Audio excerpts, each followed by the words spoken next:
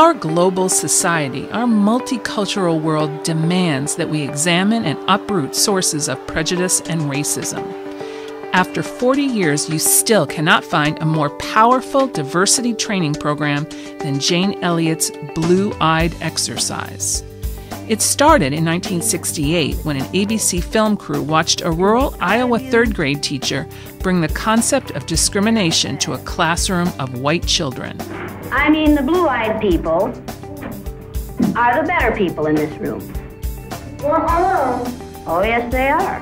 Blue-eyed people are smarter than brown-eyed people. This is a fact. Blue-eyed people are better than brown-eyed people.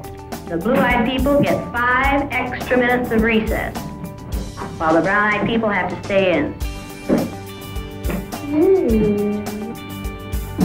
The brown-eyed people do not get to use the drinking fountain. You'll have to use the paper cup.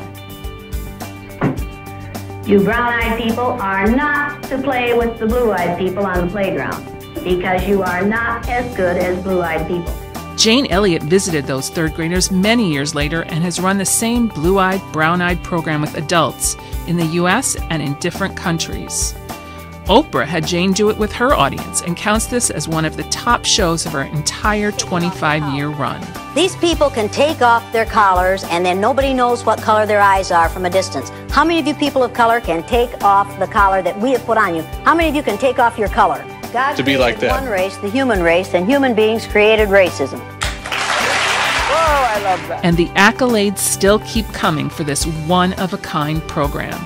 After the original, there were 7 additional prize-winning documentaries created over the last 40 years. Whichever you choose for your group, you'll spark dynamic conversations about racism and discrimination.